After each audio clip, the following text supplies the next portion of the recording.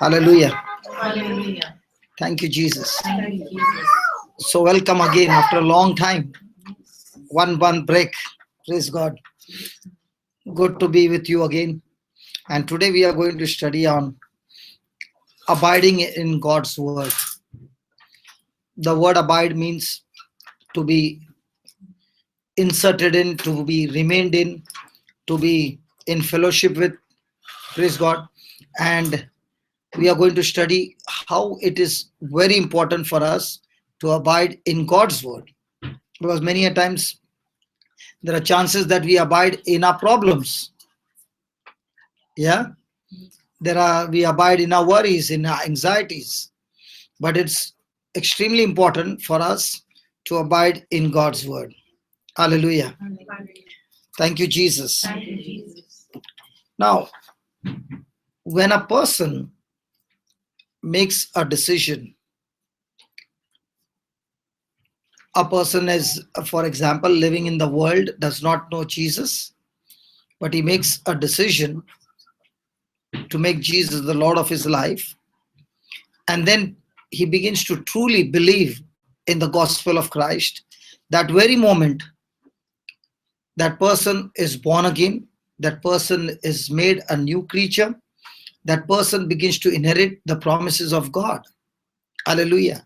And that's why you find that in our own lives, we knew about Jesus right from our childbirth, but we never had a personal relationship with him. But there came a time when the gospel was preached and you made a decision to confess with your mouth that Jesus Christ is Lord and believe in your heart that God raised him from the dead. You believed his death is resurrection. Okay? And you made a decision to follow him. That was the time you got born again.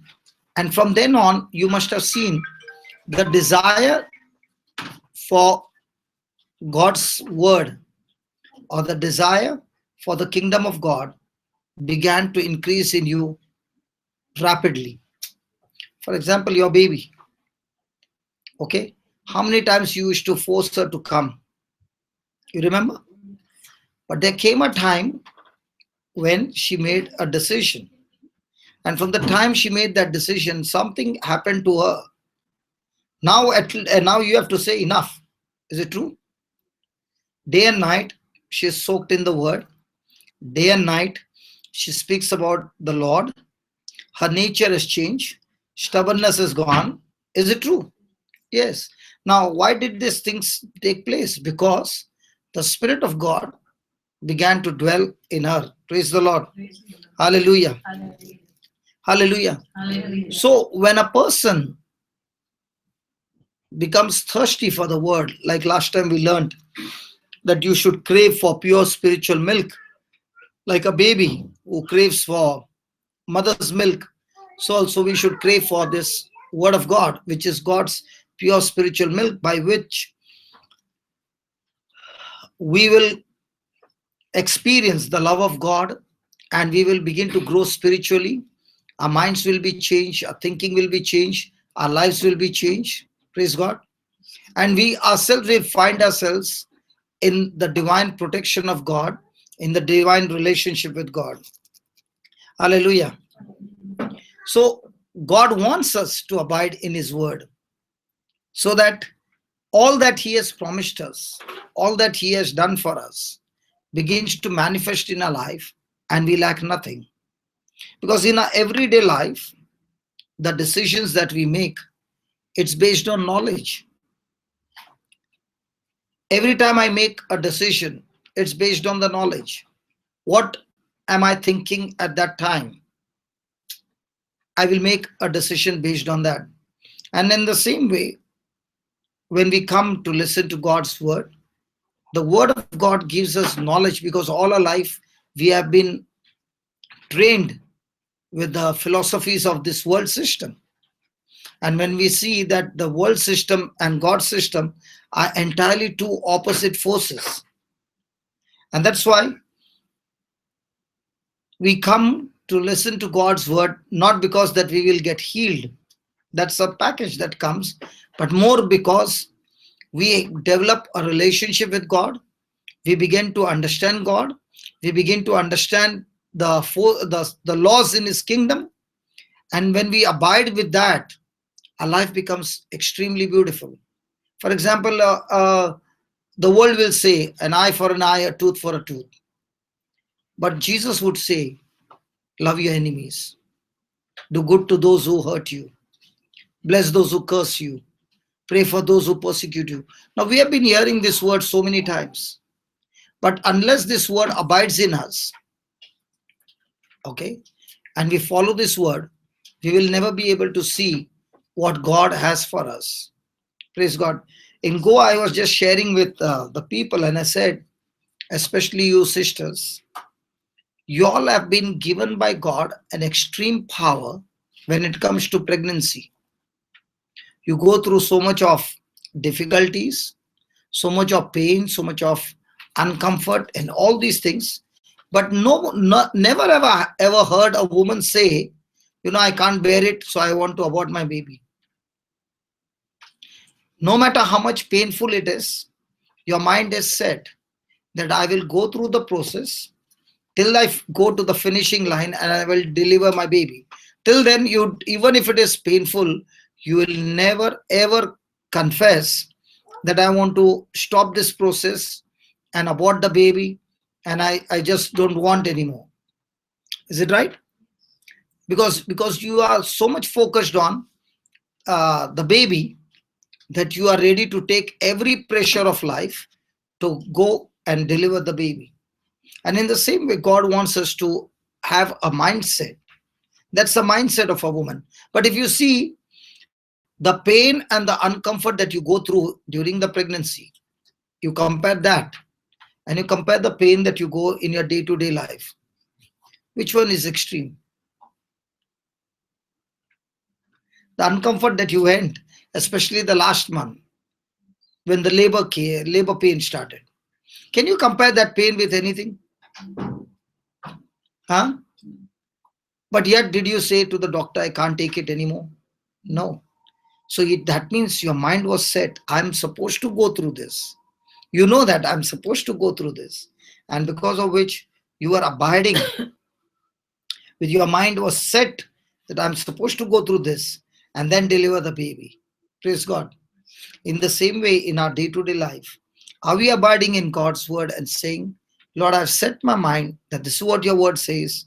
Doesn't matter even if it is uncomfortable, doesn't matter even if it is painful, but I will still go through this pain and through this situation, but follow you and abide in your word and fulfill what you desire of me. Now, for example, just like a woman who got pregnant, in the same way, Jesus got pregnant by a mindset that I'm supposed to go through the cross.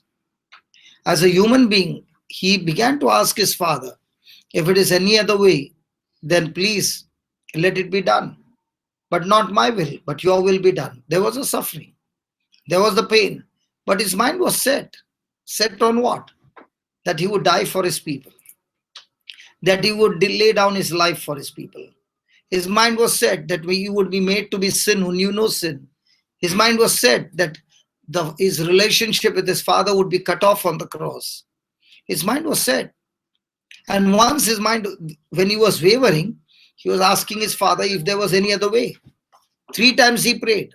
But on the 3rd time when he prayed, he made a firm decision that, Father, if that's what you want me to do, I will obey you. No matter what the consequences, no matter what the pain, no matter what the pressure, no matter the death, I'm ready to go through all the torture to abide in you. So today God is inviting us to abide in him. Praise God. Hallelujah. Because a person who abides in God's word, after that he cannot live an ordinary life. Because the word makes him live a super divine life.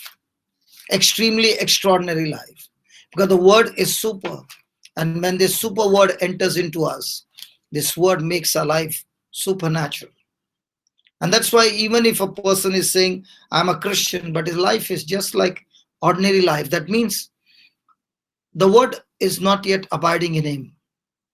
Praise God. Because when the word abides in you, that word is a seed. It has the power, it has the spirit of God, it has the life of God.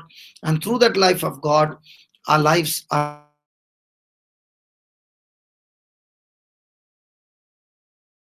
changed. We make God's life to be our life. Where we have learned this. What is life? What is life? My life is in you, Lord. I give you a hint. What is life? Our desire. Some total. Our desire. Come on, what is life? Life is my thinking, my words, my feelings, my actions, my desires. Is my life. What is God's life? God's words, God's thinking, God's feelings, God's action, God's desire is God's life. So when I take my thinking and lay them down and take now God's thinking and God's word to be mine, then now I've got God's life. My life would be what? You hurt me, I will hurt you. That's mine, my life. God's life says, when that person hurts you, forgive that person and do good to that person. That's God's life. So when I put to death my life and take that word and abide in that word, now I've experienced what? God's life. Are you following? So the more and more a person abides in the word of God, the word of God gives him more and more strength to do according to God's word. That person experiences life, and this life in this world is not an ordinary life, it is always super divine life. Praise God. Hallelujah. But to experience that life, you need the word. And in the word is the power, in the word is the strength that you need to execute into action. Hallelujah. For example, we see a chiku seed. On the outside, we can see it's a dead seed. But in the inside, it has the strength, it has the power to grow and bring forth fruits of chikus. But when you see it, it looks like a dead seed. But when sowed into the soil and watered regularly, it grows into a tree, right? Yes. In the same way, the word looks to be an ordinary word.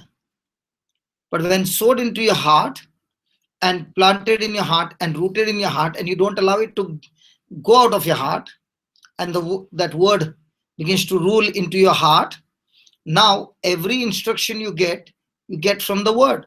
And when the word gives you the instruction, the word also gives you the strength and the power and the ability to execute the word.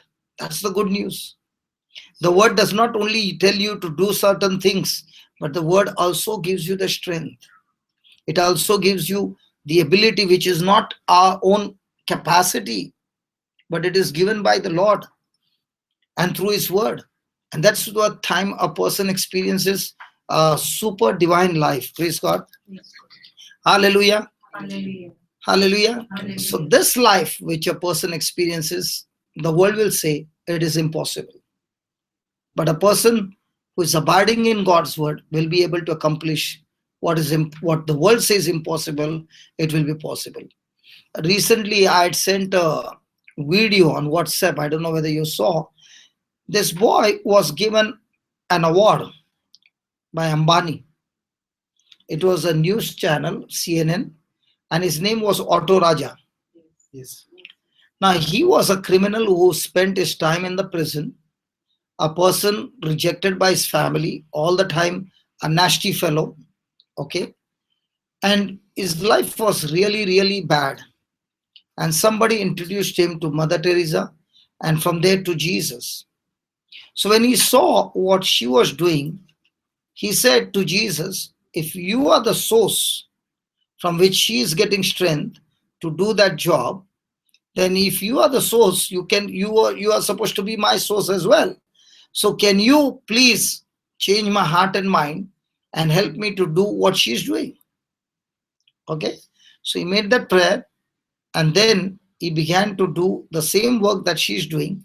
And he has in his arms about 3,000 people have died. So he will pick up people who are dying and give them a bath, give them a life, fulfill their last wishes. And he said the most of the time, the last wishes of these poor people would be, I want to drink Coke at least once in my lifetime. Can you imagine? And this person was an auto rickshaw driver, having no resources, but began to abide with Jesus, began to follow his instruction. And a person who had nothing began to look after 3,000 people. Now imagine we who have got a family of 2 children, we find it so difficult to take care of 2 children, right? 2 healthy children. Hello? Yes. And here is 3,000 disabled, sick, miserable people, not even children, children as well as people. Praise God. Now, how did he do it? Now, what was his nature? His nature was a criminal. What was his nature? All the time fighting.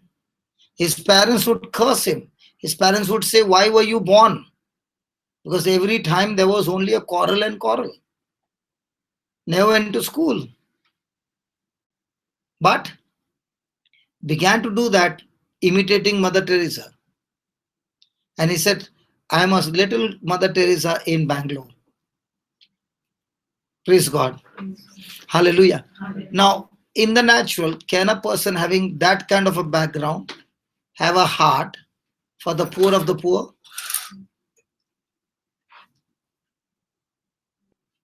No. So the foundation of our Christian life is, the basic foundation of our Christian life is that we have a heart for the poor of the poor. It is impossible for a person to have a heart for Jesus and no heart for the poor. Then that Jesus whom you are worshipping is a duplicate Jesus. Because Jesus came for the broken, the shattered, the poor of the poor. Hallelujah. Thank you, Jesus. Thank you, Jesus. Hallelujah. Hallelujah. Recently I just came from Pune and I'd invited them to Goa. These people, they are pickpocketers, they were pickpocketers, they were chain snatchers, they were beggars, they were drunkards, they were drug addicts, men and women, the whole congregation. And how each one being experiencing the love from an old man. He's about 80 years old, engine driver guard, working for the railways, retired. How he began to pour love into them. They, in their testimony, they say we would have bath once in 7 months, or once a year. So you can imagine, if they are sitting at this distance, there is only decay coming from their body. There's only smelling, stinking. And such people, this old man would hug them and love them and cry for them with tears, asking God to save them. And their lives have been changed. And they have never experienced in their lifetime to stay in 4 walls. None of their generations have stayed in a house. Their generations have only found houses where there are trees. If there is a tree, under the tree is their house, on the road. So all their life they have lived on the road. And now, after receiving Christ for the first time, they have taken homes on rent and living a decent life. Children going to school. Their children have never gone to school. They have not gone to school. Their generations have not gone to school. And now, they who had never known to read and write are now reading the Bible. So it's amazing. Of people who are totally gone case, but when the word was preached to them, they made a decision to abide in that word, and that word changed their life. And how one of them testified is saying that 3 years he was a believer, coming to church, going for the meetings, But at the same time, he would take his harmonium, go into the train, and beg for money. But he would sing the filmy song. So one day he started saying to God, God, I am such a useless fellow that here I am serving you and loving you, but instead of singing your songs, I keep singing the songs of the movies. So today I make a decision. If I ever pick up the harmonium, I'll sing for you. So he stopped singing. So when he stopped singing, money stopped coming. So there were times when he had no money. Camera has gone off. So,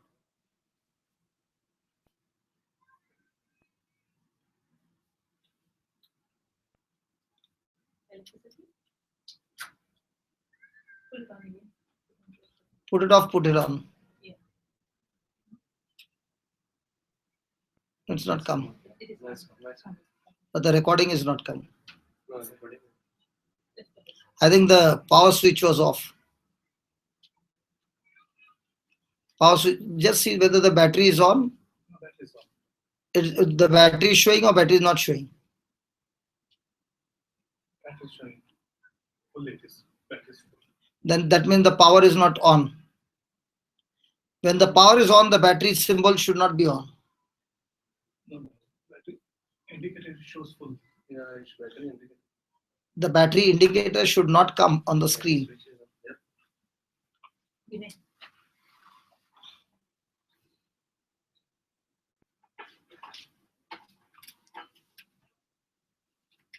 It's gone off again. No, no, Orange no, or no, white. put it back. Okay. It's on? Yeah. It's on.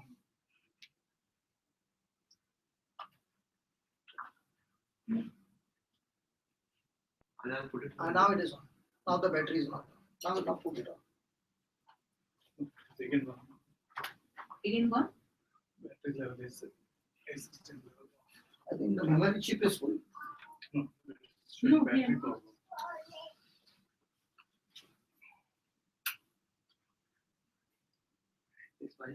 No, that connection is not there. I think we have to change the plug.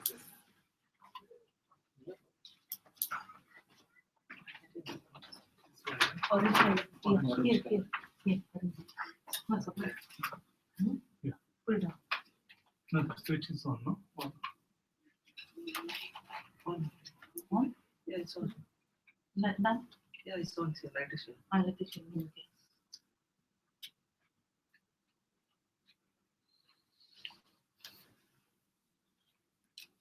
Change the this. And change it. Huh? Change it. This is on top. It's only like Battery is showing full. Yeah. We'll put here that one. That's No, why. no, no, remove this. If the battery is showing full, it will work. On battery. Yeah, it's not coming on. Yeah.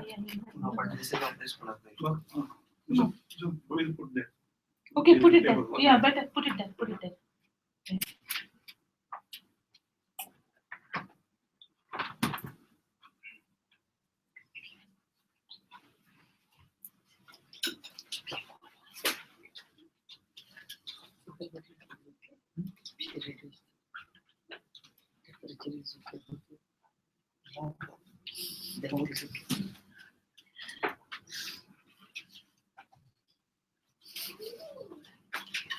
This one coming on.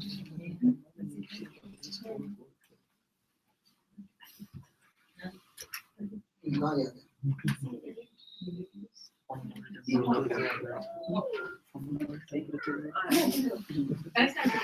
I'm posting the YouTube code.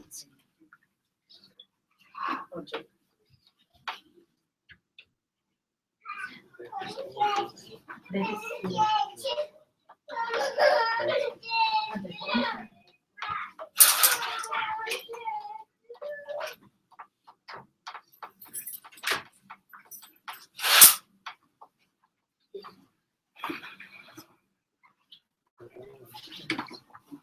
That's okay.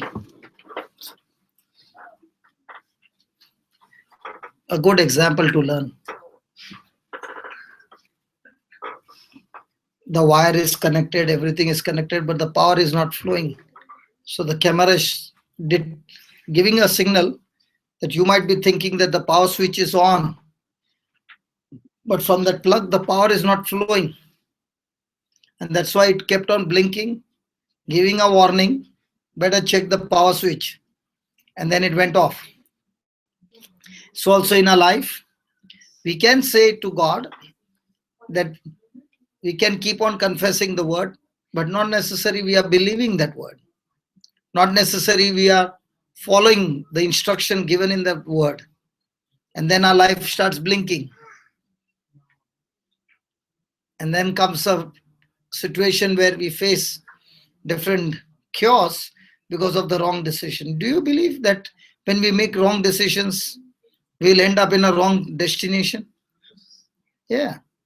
So even in spite of knowing the word, there are times when we knowingly take the wrong decision. So the camera cable was not abiding with the camera.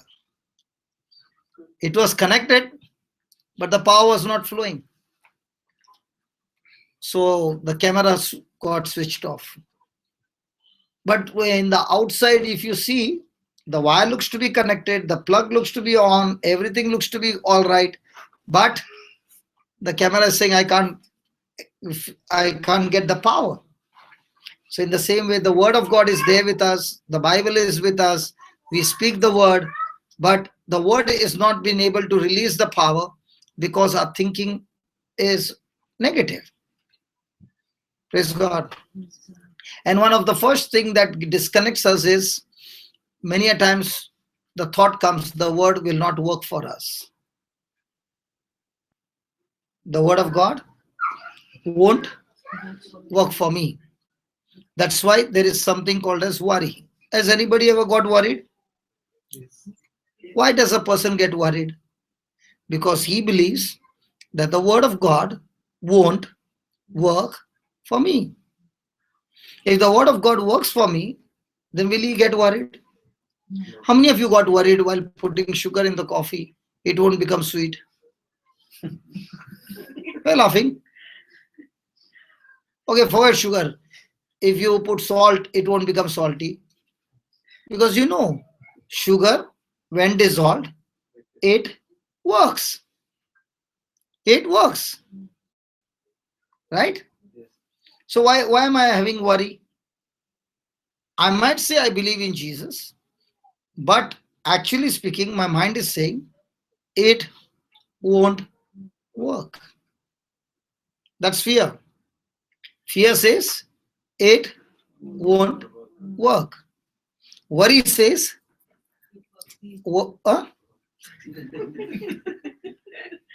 worry is all the time thinking negative. You are totally loaded with negative thoughts, negative expectation. Then the third stage, first is fear stage, then is called worry stage, third is what? Stress stage. Have you heard the word stressed? What is stressed? Stressed is when that person, instead of thinking about the solution, he's only thinking about the problem. He is totally, his mind is engrossed with negative things. Now he does not even have a thought of solution. His whole mind is captivated by problems.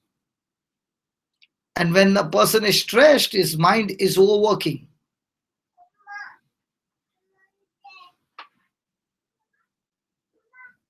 Can I take that back? What is the inside? Mobile. A mobile. Okay. Just a mobile, right? Okay, a mobile. Is it heavy? Is the mobile heavy? Yes. Mobile is heavy? Not very heavy, but it is. Okay, at least you can carry it. Yeah. It's not like that.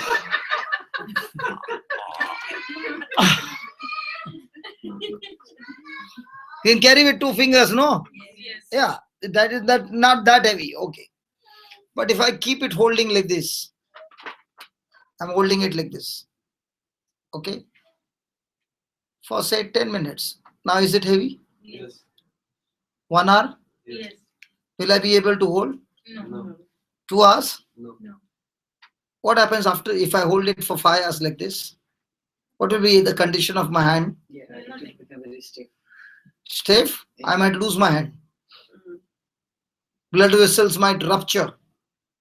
Now imagine this which is so light, I cannot hold for 10 minutes. Imagine a mind carrying the stress for hours and hours and hours. It is overburdened. And there starts all the malfunction. There starts all the destruction in the cells of our body because we are carrying stress. That carrying of stress is called cares of this world. Praise the Lord. So when a person is abiding in the word, the first thing he knows that the word will work. He is all the time captivated with godly thoughts, godly expectations. He has no cares. He is all the time looking for solutions from the word of God, following the instructions, and is rejoicing all the time. You take the opposite of it. You get stressed out.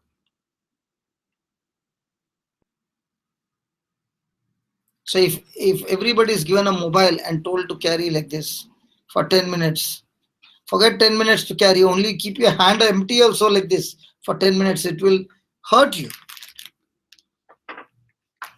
Yeah. So imagine how much do we keep thinking about our problems. Now you saw me, I came from flight, right? I left home at 1:30 in the morning and I reached here at 1:30, 12 hours. Now you must have got surprised. He went inside, put his bag, came out and he started. Do I look like I traveled from Goa? Why not? Huh? You look very fresh. There's no dress. Why not? I've set my mind. Focus on it. You have to give the word. But what happens with many people? You know, first of all, they have told their body, when I'll be traveling from here to there, I'm supposed to be tired. Poor pilot, he is not tired, but you are tired. Yeah. Generally, every person who travels Loudly. Generally, every person who travels by flight, he will for sure get tired because of the pressurization. Because of the Pressurization. The aircraft is pressurized. pressurized. Yeah, but you don't seem tired. That's Because I get the best sleep in my flight. Nobody to talk, no using mobile, no using any electronics, no studying. So the best thing is to go to sleep. I'll tell you honestly, today the flight was delayed. So for the first time, and it was a Goa airport. You can take a chance in Goa airport. You know why? Because there are only two flights. One is Qatar and one is Arabia. So the Qatar Airlines goes first, Arabia goes next. So whoever are remaining are all Arabia. So even if you are sleeping in one place, they'll come and wake you up. If you are in some other airport, the flight is gone. Because I don't have a check-in bag. So if they check one passenger is missing, does he have a check-in bag? No bag. So leave him and go. What is there? So I slept. 1.5 hour delay, I slept. On flight, I slept. I got up at Sharjah. Again, I slept. I got up at Kuwait. So I actually slept for more than 10 hours. No, for 2 days, no sleeping. That's what. See how quickly she said. Now you slept for 10 hours, so you took the quota for 2 days. No sleeping.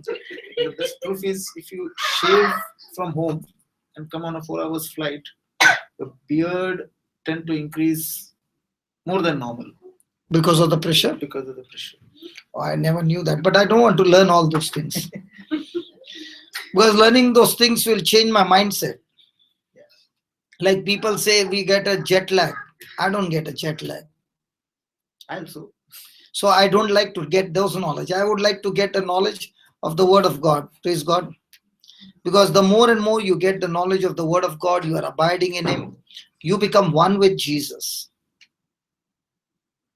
Now what He speaks begins to happen in your life because the power is flowing through that word. Praise God. Hallelujah. He is the vine, we are the branch, and from the vine flows the sap that is needed. But that sap will flow if I am abiding in His word, not the world's word. Praise God. Hallelujah. Thank you, Jesus. So many of you will be first only saying, oh, I will travel, have to travel so much, then I will be tired and this and that. By the time the flight lands, it looks like you are flying the whole plane. The whole responsibility was on you because it's a mindset. Praise God. Thank you, Jesus. So the more and more we abide in the word, we are living in Christ. And the more and more we are living in Christ, we have access to the power of God. We have access to everything God has declared in His word. But the question is, am I abiding in Jesus? Abiding in Jesus does not mean only calling out the word Jesus, but abiding in His word. Praise God. And that's why it's extremely important that we get the word deposited in our heart all the time. The more and more we take the scriptures, meditate on the scriptures, speak the scriptures, and follow the scriptures, even though many a times you say, in this world, is it possible? You just obey the scriptures and just watch and see how the scriptures will make your life beautiful. You have got access from the highest authority, from the greatest power in the universe through the word of God. Just like He unplugged from here and plugged it over there, the camera started to work. He had plugged it in a wrong place. There was no power flowing. He thought it was correct, but no power was flowing. So now He plugged in a place where there's power. In the same way, I have to see to it that I plug into the power of God, that is the word of God. Praise God. Thank you, Jesus. Just write down some points and then we'll start. Go ahead.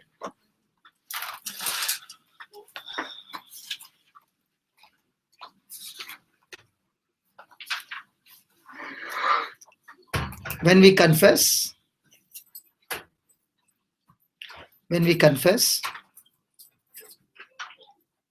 Jesus, when we confess Jesus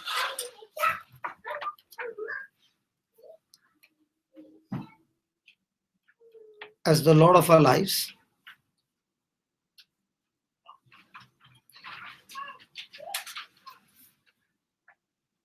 we truly believe it,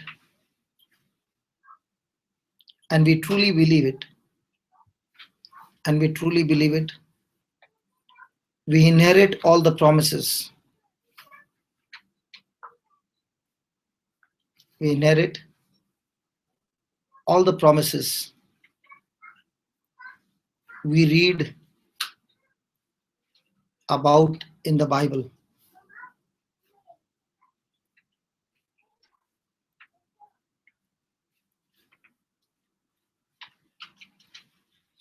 Now, when we say Jesus Christ is our Lord, is He really our Lord or we are the Lord? Really? Most of the time, who is the Lord?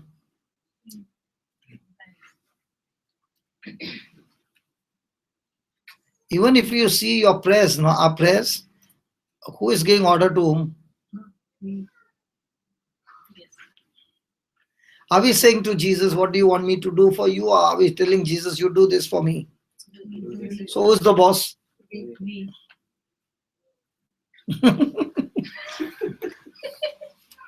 So only when we make Him the Lord, by telling Him, Lord, whatever you want me to do, I'm ready to do it for you. Whatever. When you make Him the Lord of your life, that's the time you experience the excess that you have in the kingdom of God. The problem is, we say that Jesus Christ is my Lord, but we have our own plans. We have our own desires. And we want those plans and desires to be fulfilled by God. Correct? But whose plans are we supposed to fulfill? God's plans. Who is supposed to fulfill our plans? So is Lord. Now you check about those people who lived a life where Jesus was the Lord. Okay? You look at their lives. Did they have supernatural access of God? Supernatural evidence of God doing supernatural things in their life? Yeah. Why? Because the Lord is their Lord. The problem with us is we have got our selfish desires, selfish plans. It's all about me, and we want God to fulfill it. And God is not going to fulfill selfish desires. Then we get stressed out because all our life we have believed that God is supposed to do it. It's the other way around. Because I love Jesus, I'm ready to carry out His instructions, His plans, His purposes. And when I start doing that, I experience the evidence of His supernatural hand working along with me. Praise God. Hallelujah. Hallelujah. And that's the time you inherit the promises of God. Now, a simple example that Auto Raja, a Hindu, not even a Christian. After he met Jesus, he followed the instruction. What was his desire? Lord, I want to work for your kingdom. What did Jesus say? Whatever you have done to the least of my preachers, you have done it to me. Huh? Not preachers, but most of the time, whom do you want to do? Today I won't get food. Mostly, whom do we want to do? For the brothers or for the preachers? Nobody's talking here. Talk, please. Our Christian life should be more and more connected to the least of the least. And the more and more you do to the least of the brothers, you will experience the power of God like never before. Thank you, Jesus. Thank you, Jesus. That video of Auto Raja has really made an impact in our lives. So we also are thinking that we are only preaching, but there is no action. So asking God to give us some action plan, to carry out some action plan. Praise God. And it will come soon. Asking God for help. Because we too want to do something. Not just preach, but do something to the poorest of the poor. Praise God. Praise God. Hallelujah. Hallelujah. Thank you, Jesus. Thank you, Jesus. Up to what you have written? First one only you wrote, no? In the Bible. Living in God's word. Living in God's word.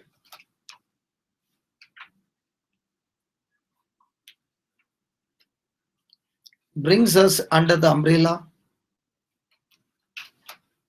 Living in God's word brings us under the umbrella of His protection.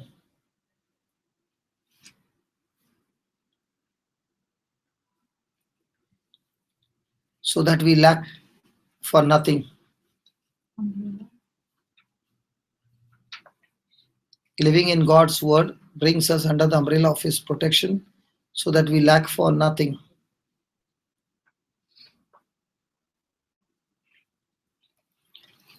When we begin to live in Him,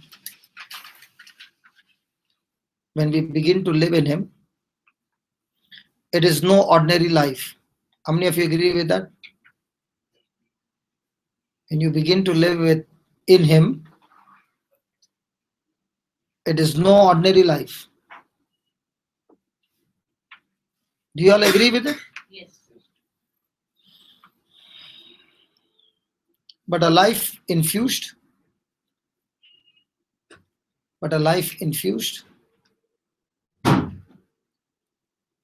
with His power and strength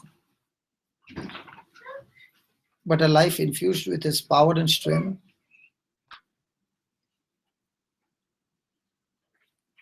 That helps us accomplish. That helps us accomplish what God says it is impossible. What the world says. What the world says it is impossible.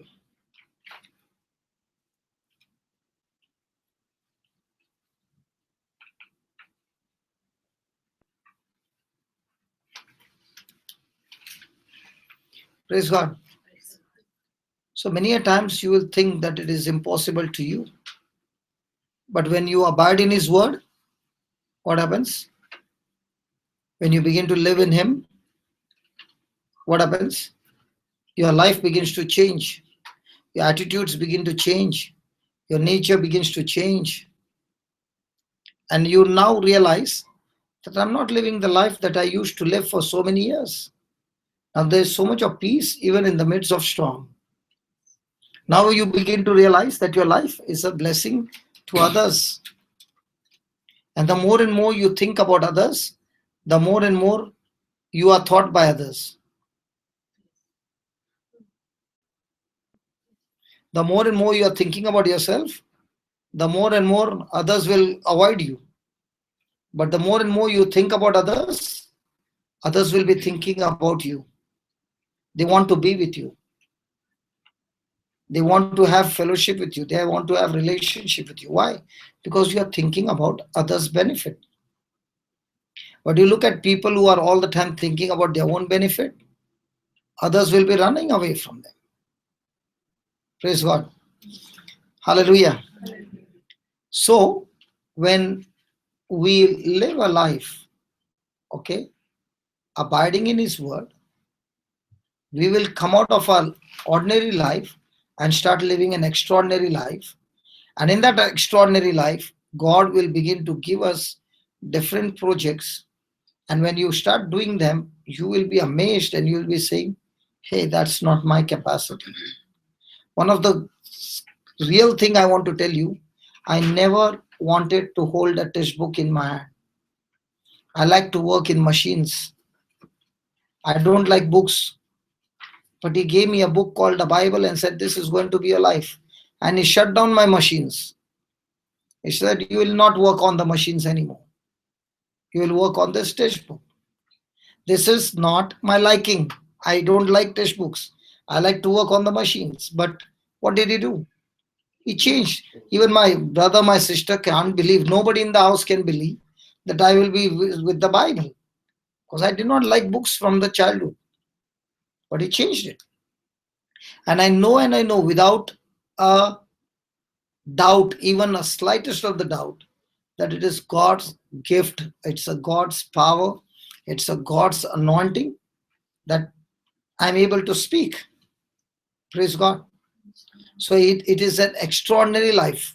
And the more and more I am able to speak and teach, the more and more that same word makes an impact on my life first. Praise God. And I've started seeing life becomes extremely extraordinary. Thank you, Jesus. After so many years in my life,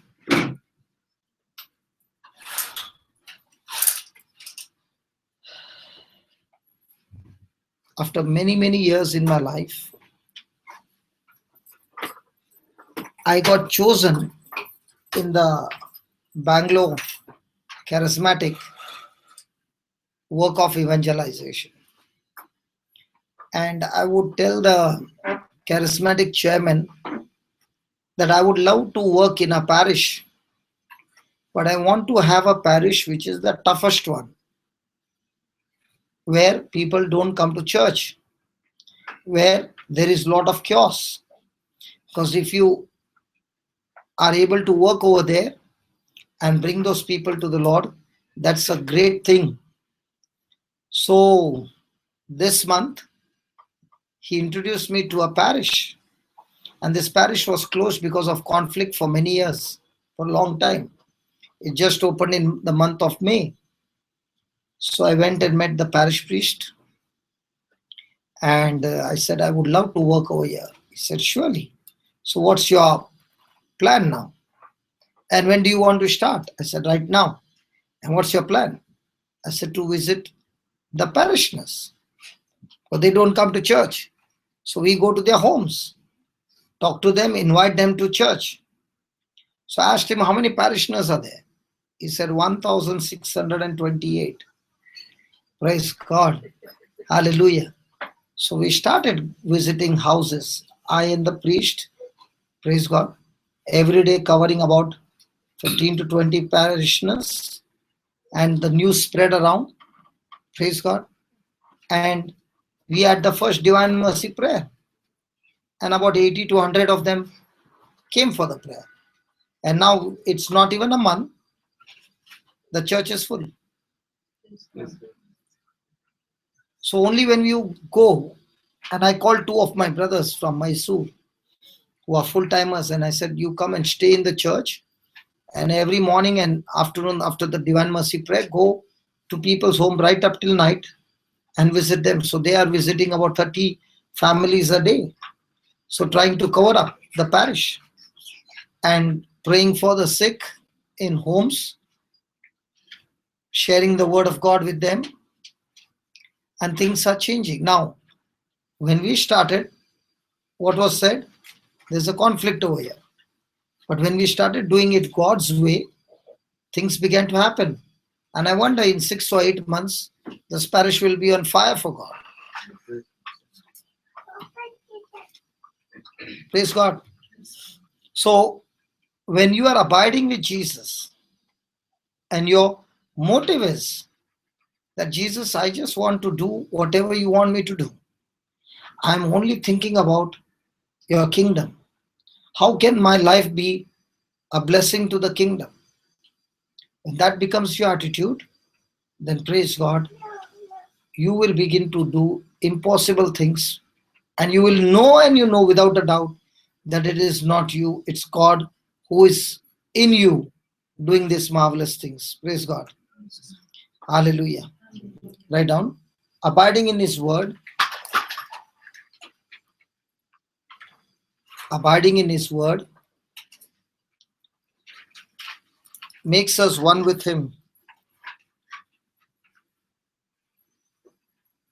Abiding in His word makes us one with Him. In the same way,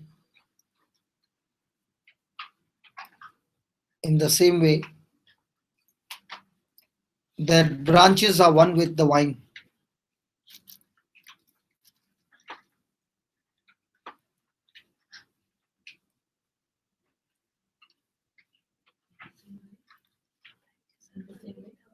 In the same way that branches are one, in the same way that branches are one with the vine.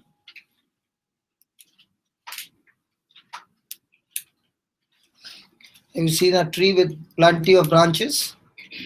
All the branches are united to the vine. Praise God.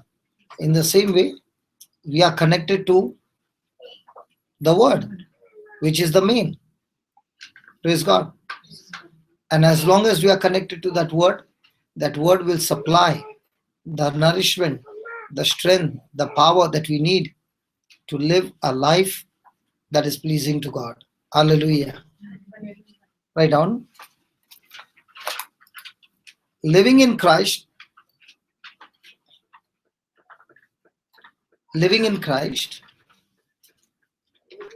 gives us access. Living in Christ gives us access to everything God declared in the Bible. Living in Christ gives us access to everything God declared in the Bible.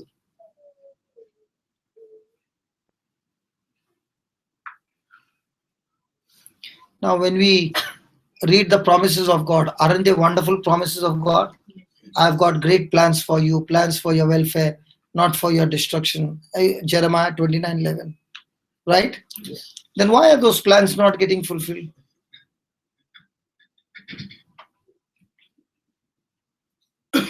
God is saying, I've got Plans. Plans not to destroy you, but to give you a future. Then if God is saying, then why those plans are not being fulfilled?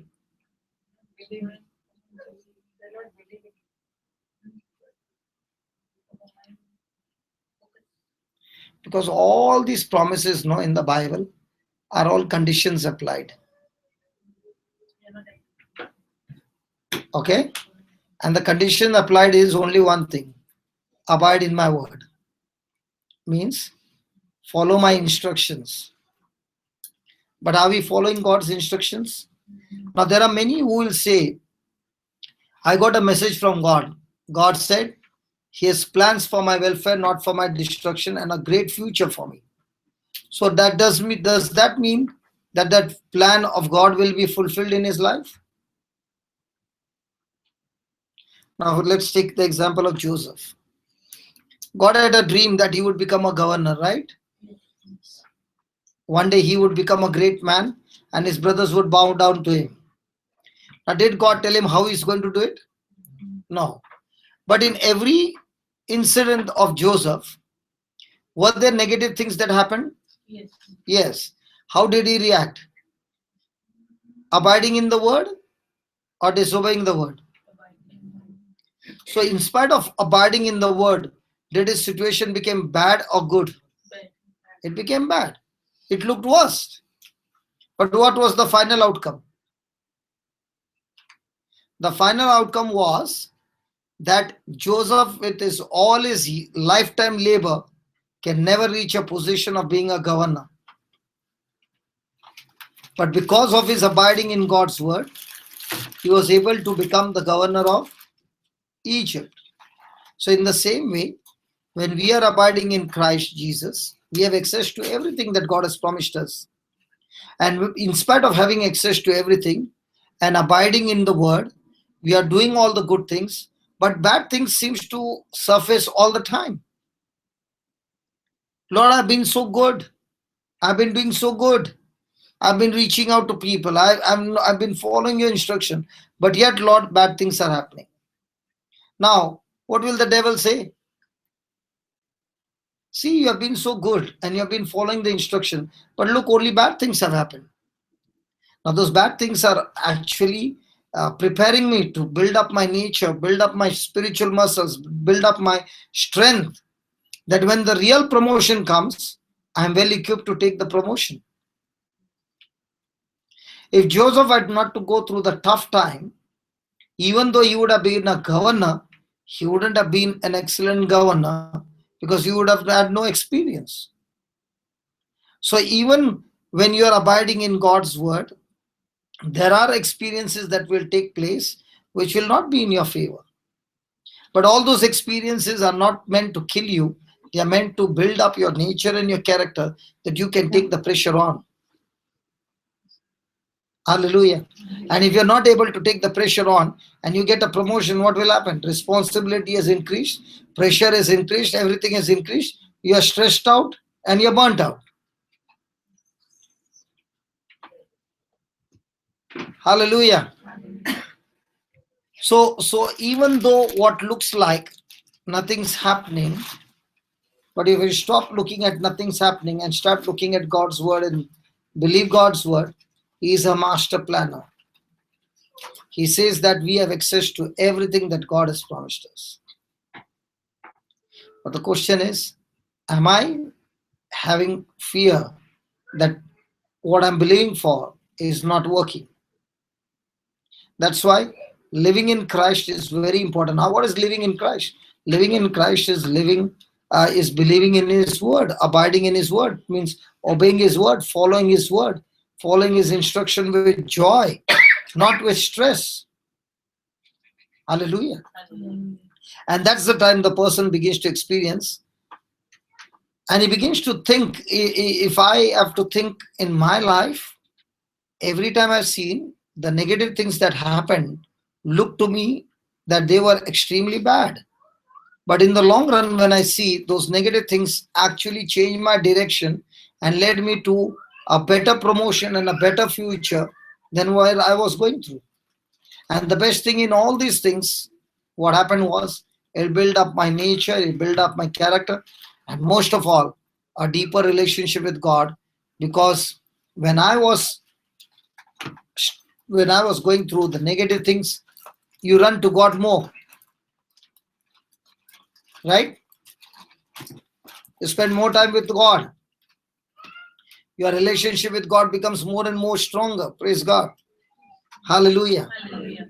And that's why it's very, very important that we live in Christ. Living in Christ is living in His Word. Hallelujah. See, any failure in your life, if you check out, you will find that that failure took place because you were not abiding in the Word. Under pressure, you moved it on the other side.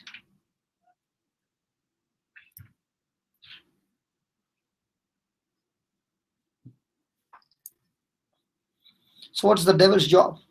The devil knows that when the child of God abides in His Word, not only he gets blessed, but he becomes such a blessing to the kingdom of God that so many people's lives are totally set free because this person is abiding in the Word of God.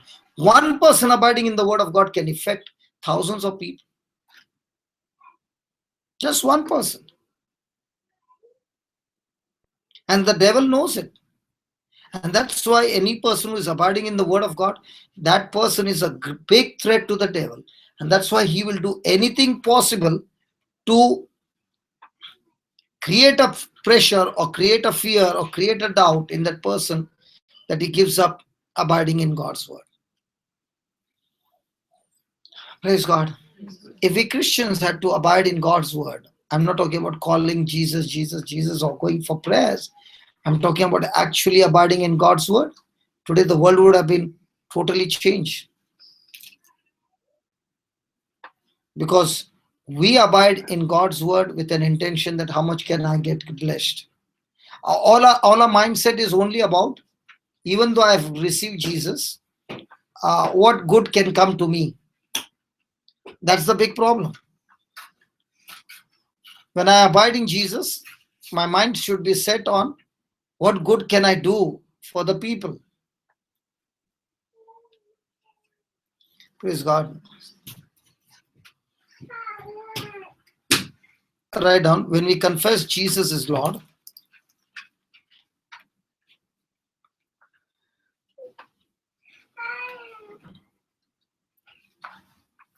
and that God raised Him from the dead, and that God raised Him from the dead,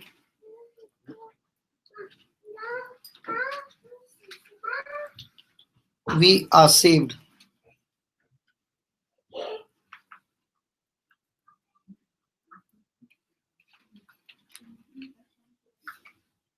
Believing with the heart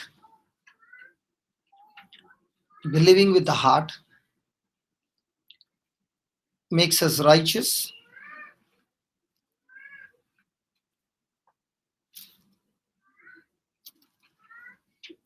and confessing it verbally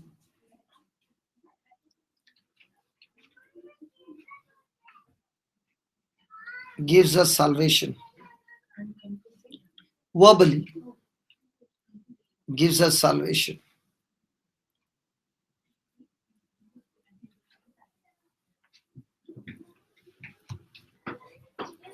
Praise God.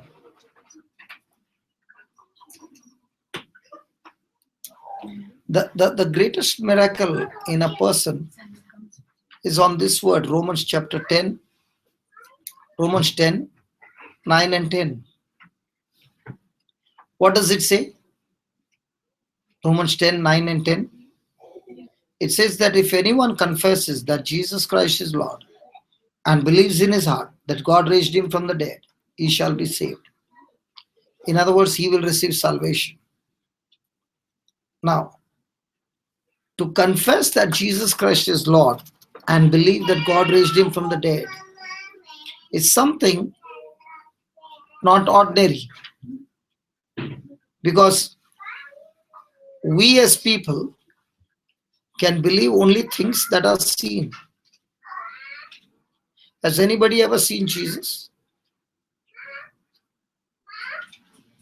Come on. So if your eyes have not seen Jesus and you have to believe that, that means you have to learn to believe the unseen. And this believing the unseen is not by a story, but through the Holy Scriptures. So when a person makes the first attempt, the first decision of his life, to believe in Jesus whom he has not seen, to believe that he died for you have not seen, to believe that a human being, a man, died on the cross, shed his blood, committed no sin, and God raised him from the dead. To believe that is a gift from God. And this believing comes through the preaching of the gospel. The word is spoken.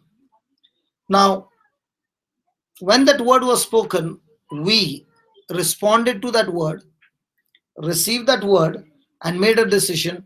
I choose to believe.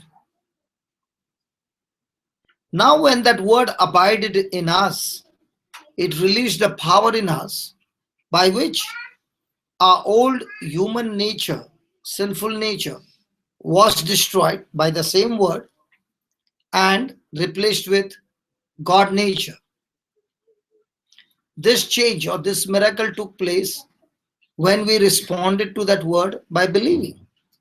And this is the greatest miracle, because through this scripture, we who are destined to go to hell was cancelled and we received heaven as our eternal home. And if the devil could not stop us from getting this miracle when the word was preached, how can he stop us in any other miracle? And this greatest miracle consists of two things. One, I believe in my heart. And two, I confess what I believe. So in my everyday life, all the promises of God operate in the same way. I believe in my heart and I confess with my mouth. There's a difference between a person believing in the heart and believing in the mind. Believing in the mind is when I have doubts, unbelief. Sometimes I believe, sometimes I don't believe. But believing in the heart is, God, you said it, I don't rely on my senses. Our mind connects us to our senses. Our heart connects us to our faith. Praise God. Praise God. So most of the time, are we believing by our senses or believing by faith? Only people who believe by faith, not by senses, are in the supernatural. People who try to believe with their senses can never go into the supernatural. Now somebody will say, I'm willing to believe, but can you show Jesus to me? Can I see Jesus, the real Jesus? No. Then how will I believe? That's the real game. That's the real truth. That's the real thing that I have to train myself to abide in that word. If the word says so, I make it a decision. Lord, I choose to believe. People who practice that, just as I believe Jesus, whom I have not seen, in the same way, when I believe his words in different areas of my life, I start walking into the supernatural. But if I start reasoning with my senses, then I can never go into the supernatural. I'm living a natural life. Praise God. A simple example. Did Jesus say, give and it shall be given to you, good measure, pressed down, shaken together, running over? Yes. Come on, did he say that? Yes. Now, if a person believes with his mind, he'll say, if I give, it will be a minus. All my life I've learned, when I give what I got, it's minus. And here is Jesus saying, if you believe in me, I want to tell you, when you give, I'll multiply it for you. So the mind says, aha. Heart says, he said it, I choose to believe it. So most of the time, the word that is abiding in us is, are we believing with the heart or are we believing with the mind?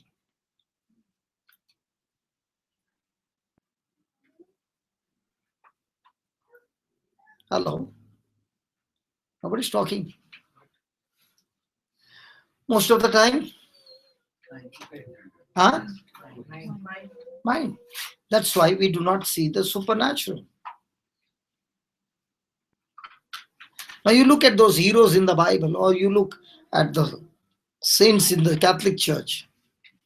These people believed with their mind or with their heart? Did you see God's divine power manifested in their life? Yes. So a real trial, a real practice should be, how do I train myself to live with my heart and not with my senses? Now the word is abiding in me. Because people will say, I've heard that. What you sow is what you reap. Given it shall be given to you. I've heard that. I've heard that. But is that word abiding in you? And for that word to abide in you, are you a person? I'm not talking about denaria. I'm talking giving a smile, giving your time, giving your energy, giving your wisdom, giving whatever you got, giving your help, whatever you got. Praise God. And once that becomes your attitude, you see life becomes divine. Praise God. Now you are actually abiding in the word. Otherwise, you are trying to abide the word with your mind. It won't work. Thank you, Jesus. Thank you, Jesus. Brother, what is if you believe in your heart that Jesus is Lord, how to Jesus is Lord? Jesus, Lord, means he's your master. A Lord is the one who gives the order and you obey. Yeah. So when you believe that Jesus is Lord, then whatever he says, you are abiding with it. In your office, you are working. Yeah. Your boss says, I want you to do this. Do you question? No, I don't question. You have to do it. Yeah. And he gives you more work. You have to do it. Why are you doing it? Supposing the boss was not there, would you be doing it? You would have done what you want at your speed. Okay? And he's a very tough boss. For 6 months, he makes your life miserable. But in 6 months, has your nature changed? Have you learned more of patience? Yes. Your capacity has changed? Yes. Now you're getting tired like before? So in the same way, Jesus the Lord gives you some instructions. In the beginning, it's difficult because what has become a habit, you have to break that habit. And only when you follow those instructions, then he is your Lord. And when he is your Lord, everything that he has said begins to flow into your life. What am I saying is, Jesus, I tell you, you are my Lord, but with my actions, it does not show that he is the Lord, I am the Lord. For example, he says, forgive that person. What are you saying? It's difficult. So if it's difficult for you, then he says, it's difficult for me to forgive you for what you have done. Now it's difficult.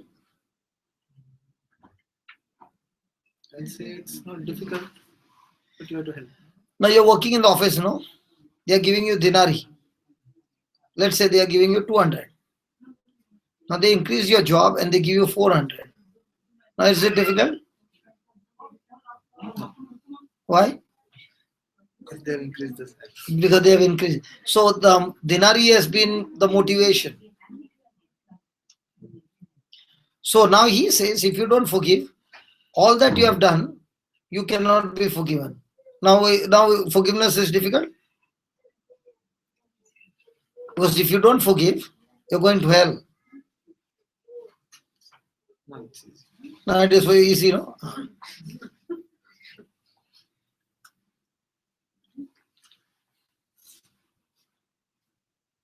Those who are in Bombay, early morning they get up, they get into that crowded train, they reach to the office.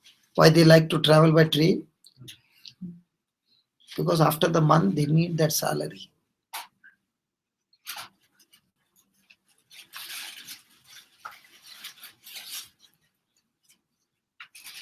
So you are obeying Jesus for what? Salvation. You're obeying Jesus because for what he did for you on the cross. You love him because of what he did for you on the cross. If you are following his instructions because you'll get something from him, then you will be burnt out. Just like the mother, she said, especially, have you seen physically challenged children? Those mothers and fathers have got great capacity. They were ordinary people, just like you. But the physically challenged children, some of them, their mind is not working. The child is grown up, slapping the mother, pulling the mother's hair and all that. But look at the mother, anytime with anger, throwing the child away. No, she's taking all that, still grabbing the child, still embracing the child, still loving the child. Why? Because of love. Now, if she is a nurse, the child is not hers. Will she have the same attitude? So, in the same way, Jesus can be your Lord only when you understand what price he has paid to save you. So, once you understand how much he loves you, then love will make you do anything for him. The problem is, when you love Jesus because you want to be blessed, the love is a fake bless. Fake love. Because the moment the situation changes, your relationship with him changes. But if your love for him is based on the foundation of what he did for you, now you're not even bothered whether you get blessed or you don't get blessed. I just love you. Now you watch and see how your life becomes. Amazing. Because now your performance is not based on how he is going to bless you. Now your performance is based on what he has already done for you. Okay? Is that clear? Praise God. Thank you, Jesus. Write down.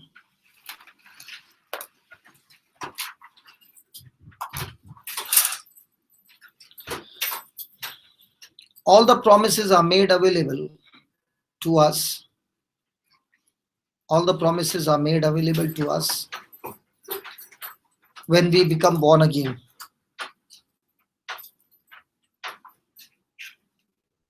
All the promises are made available to us when we are born again. When we become born again.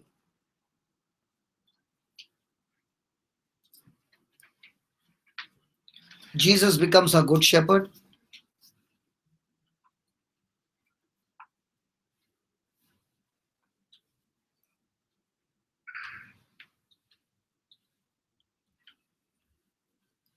And we want for nothing.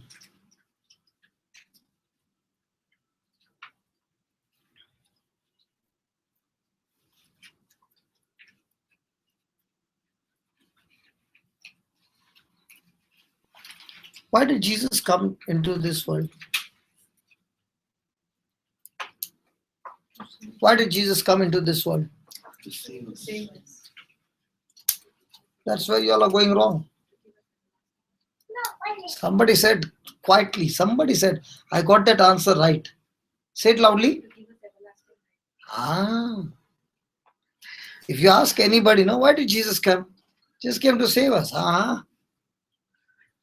Save us was one package, but the real package was to give us everlasting life. John 3:16, what is he saying?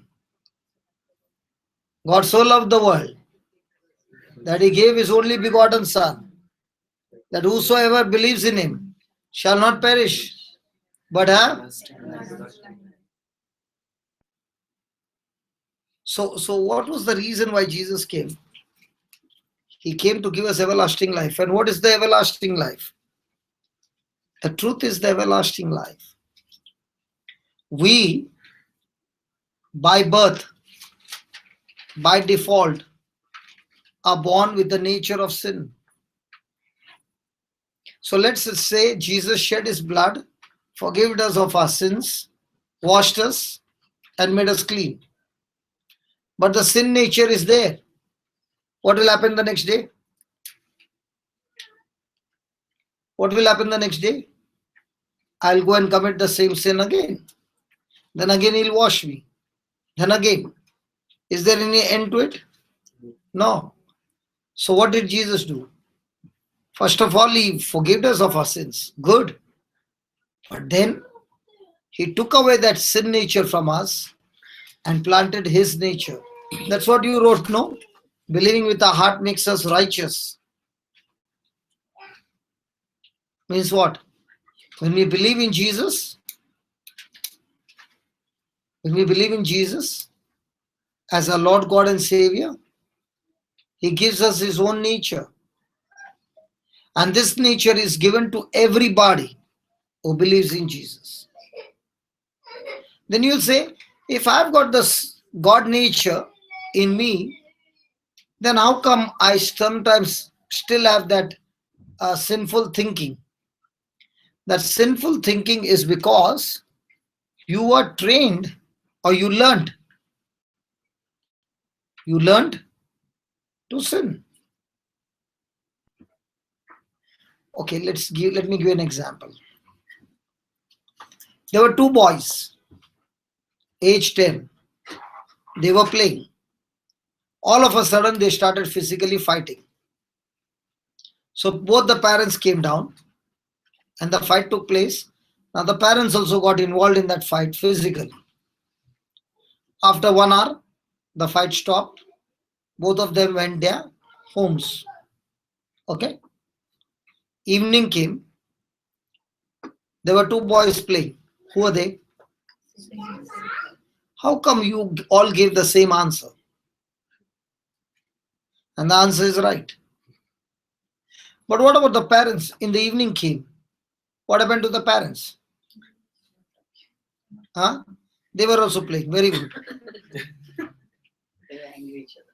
They were angry with each other. Okay, now the question is, how come the 10-year-old children are able to forgive and forget, and the elders are not able to forgive and forget? Did the elders also one day were children? Yes. So at that time, they also had the nature of forgiving and forgetting. Yes. So what happened when they grew up? They learned how not to forgive and forget. So it is something that is learned. But by default, it is forgiven and forgotten. For example, the baby, now Salvita is there, Nisha is here, the children are small. There, she's crying. Okay. Now in that anger, Mama must have given a tap. Okay. She came crying to the dada. Exact example. Okay. Because she was making noise. Now she's in her dada's arms. After 20 minutes, she goes inside. Now, is she reminding herself that Mama beat me 20 minutes back? Or is she again jumping on Mama? Mama, you are so beautiful. Let me give you a kiss and hugging and all that. Come on. Now, how come the baby forgot?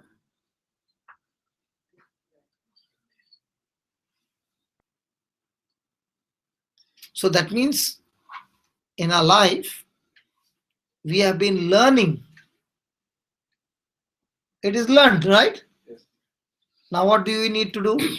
Unlearn what we have learned. Because we have learned the wrong thing.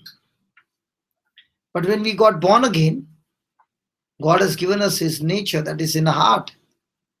But in our mind, we have learned a lot of things from the world. So what is your job now? To unlearn those things and learn the nature of God, which is in our heart. The quicker you learn it, and how do you learn it? You learn it quickly by renewing your mind to the Word of God. So it's a process that each one has to learn.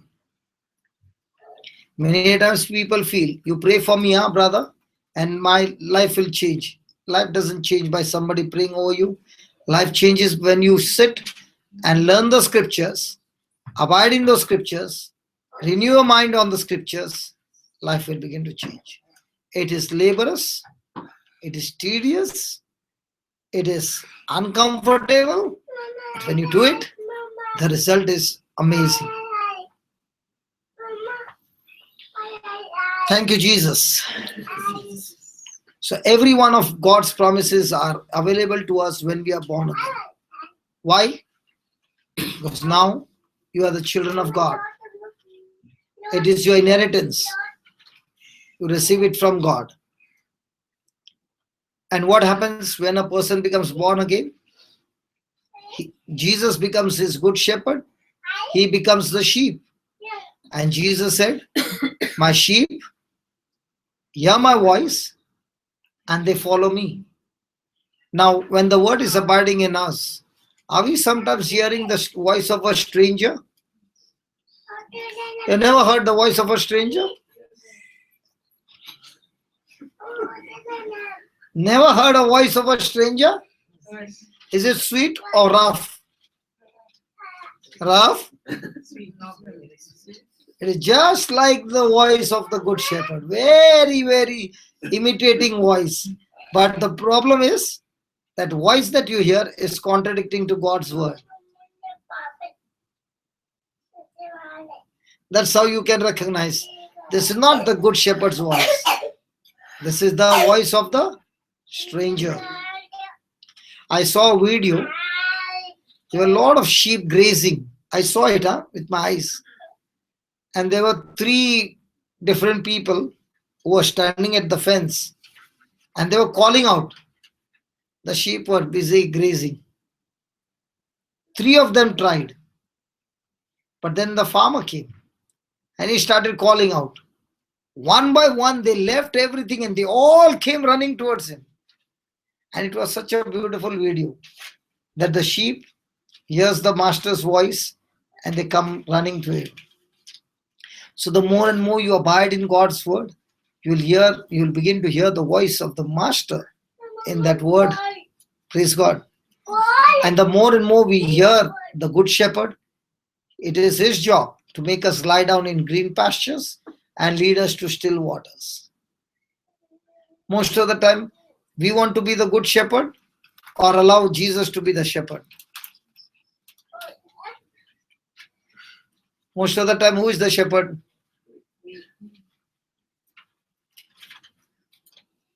Praise God. So the more and more we are submissive to follow the instruction of Jesus, the more beautiful the life will become. Praise God. Hallelujah. Hallelujah. Tell me, how many problems could have been avoided if we had to follow the instruction from the Bible? So many storms in our life are only because we were disobedient to the instruction. Agreed? Come on. And now that, but praise God, it's not too late. Even though there has been a chaos, but if we continue to follow the instruction, the good shepherd is able to change everything for us and make our life beautiful. Praise God. Write down. When we abide in him, Nisha, everything is coming on the recording.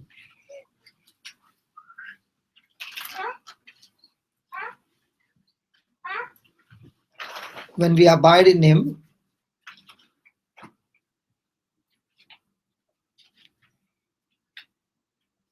He becomes the wine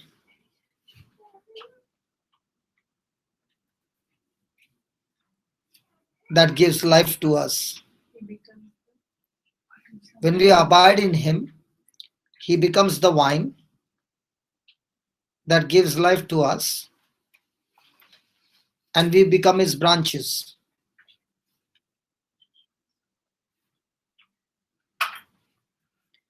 It is because of Him, it is because of Him that we bear fruit.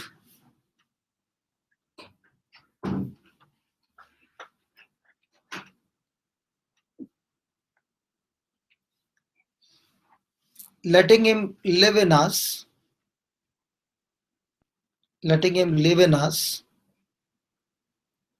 means He will grant our request. Means He will grant our request.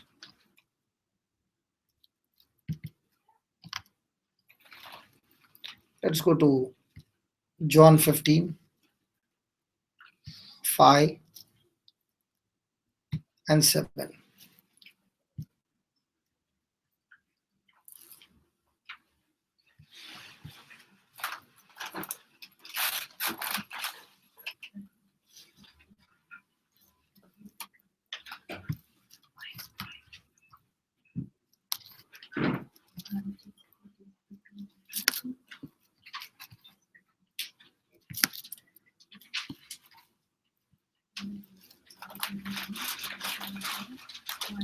I am the vine, you are the branches. He that abides in me, and I in him, the same bring forth much fruit. For without me you can do nothing. And verse number 7, if you abide in me and my words abide in you, you shall ask what you will, and it will be done unto you. Do we like that? Ask for anything, and it shall be done for you. Hello. Verse number 7. You ask what you will, and it shall be done unto you. We wish that would have been the scripture only. But the scripture before that says, if you abide in me, and my words abide in you. Conditions applied? Yes. Hello. Yes, yes. So ask what you will, and it shall be done to you. Now, when you are asking, will you be asking something fleshy, carnal, or something that is in line with the word of God? Because if the word abides in you, if you abide in Jesus and the words abide in you, that means your mind is fixed on carnal thinking or spiritual thinking. So your asking will be something contradicting to God's word, or will it be in line with God's word? So the more and more we abide in His word, the more and more we get into the same principle of the branch and the vine. The vine is the one that supplies the nourishment and the strength and the sap that is needed for the branch to bear fruit. So the more and more I abide in God's word, I abide means I follow His word and I follow His instructions, the more and more I begin to bear fruit. The more I bear fruit, the more the Father is glorified. God wants us to ask, but ask according to His will. And He wants those things that you ask to be fulfilled, because in all this, the Father is glorified. Praise God. Hallelujah. Thank you, Jesus.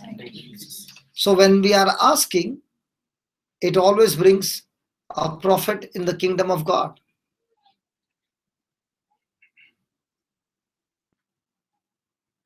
So in other words, our life is not just come to this earth, consume the air, consume the water, consume the resources, consume the place, and then you live for so many years and then you go. No.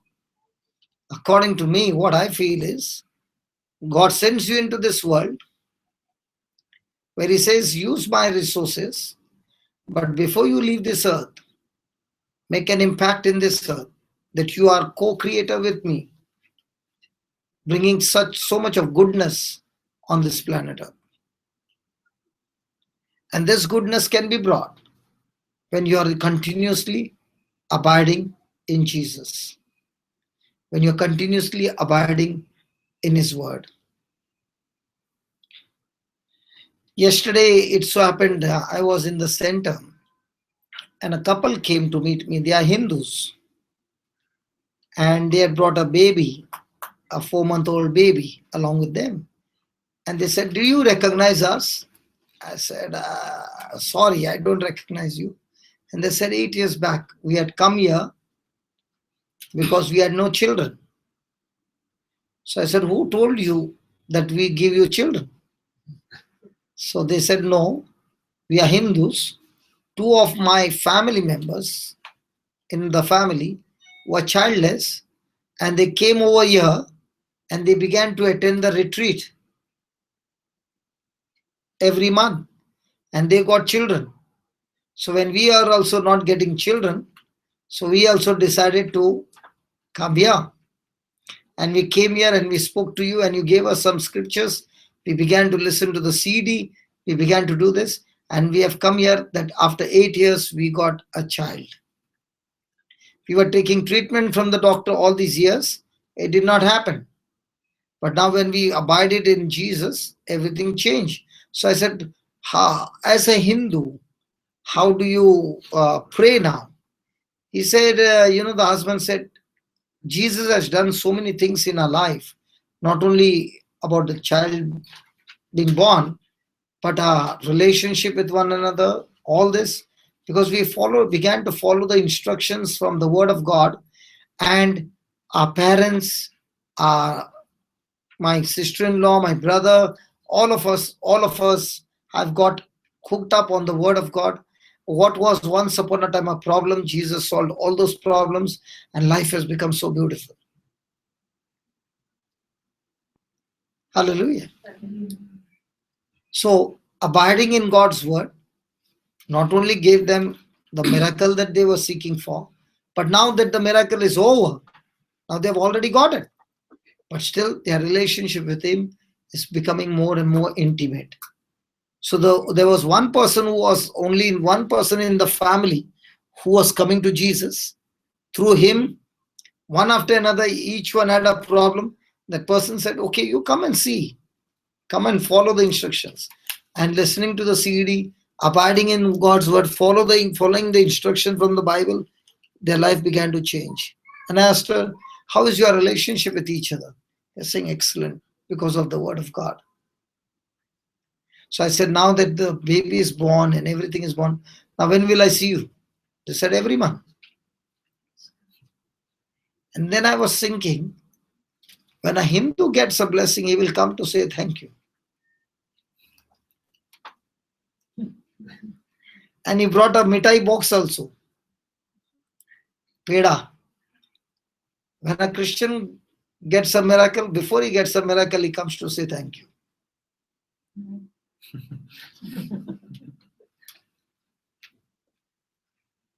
Many times you will not see that Christian again. You'll see that Christian after a few years when he's in a bigger problem than before.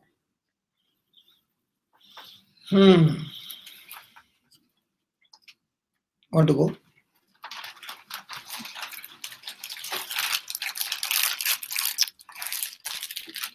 So praise God.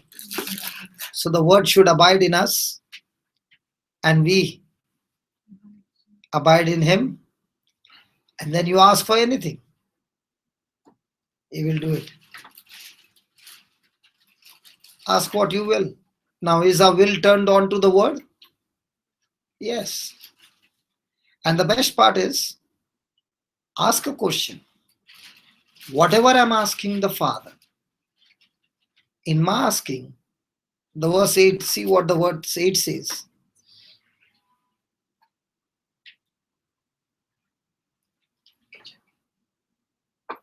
Let's read in 7. If you abide in me and my word abide in you, you shall ask what you will, and it shall be done unto you. Herein is my Father glorified. So, whatever I'm asking, is the Father getting glory?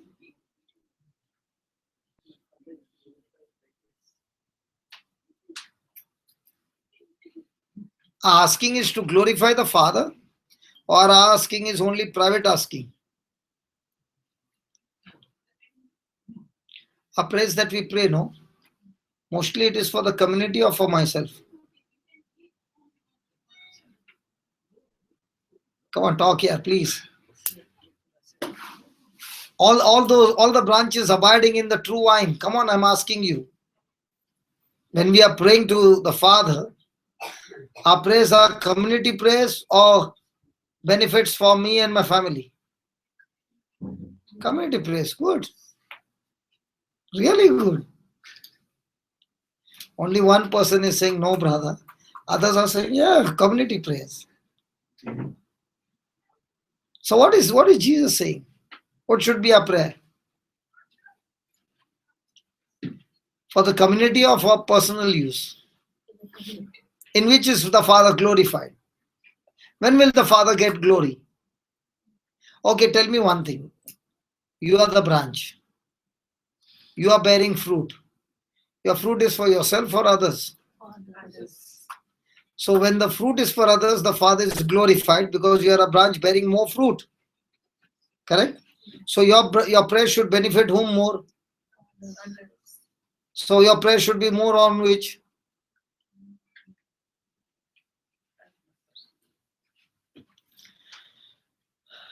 Tomorrow I'm not coming only. This brother is teaching that I should pray for others. What about me, man? My family? See, when you are praying more for others and you are selfless, your things are taken care of 100%. Because the very mark of the branch where the sap will be used in a maximum way is in the life of a person who is selfless. A person who is selfish will eat up all the resources of the Lord's kingdom for his personal use, but bring no benefit to the kingdom. Praise God. So from now on, our prayer should do bring what? Glory to the Father. So our life should be what? Bringing glory to the Father. Our life should bear fruit. Means what? Others should be benefited with our fruits.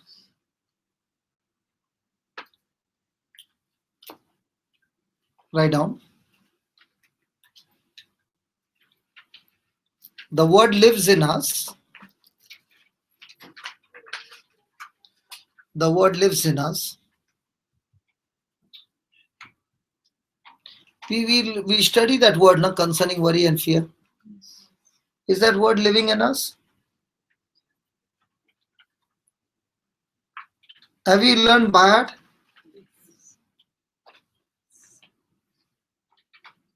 Okay.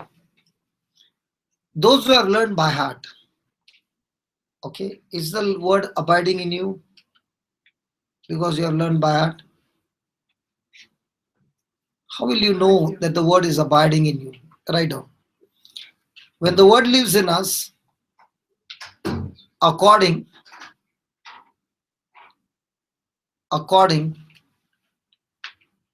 to the measure,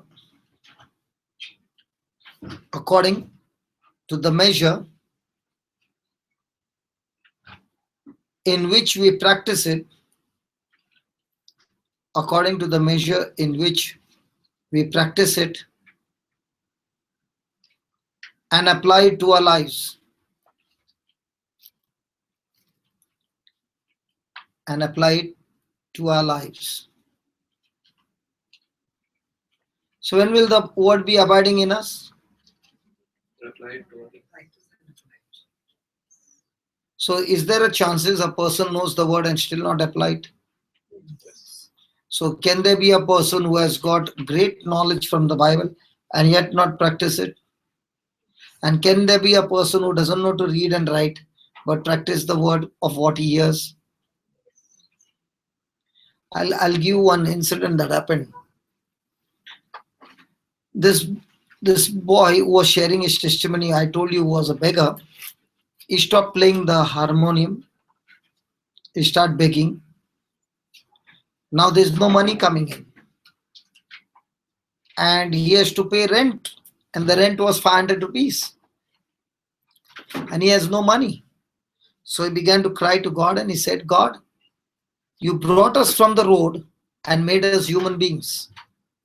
And now I made a decision, I will not beg. I will not sing the filmy song. So now I have no money. And if I have no money, I will be put out of the house and I will have to go there from where I came. I don't want to go to that place again. Please help me.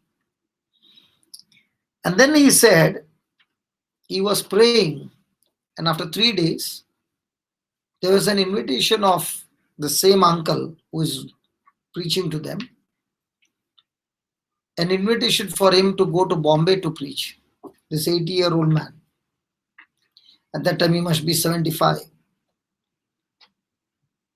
So in that invitation, this uncle included this boy also to come with him.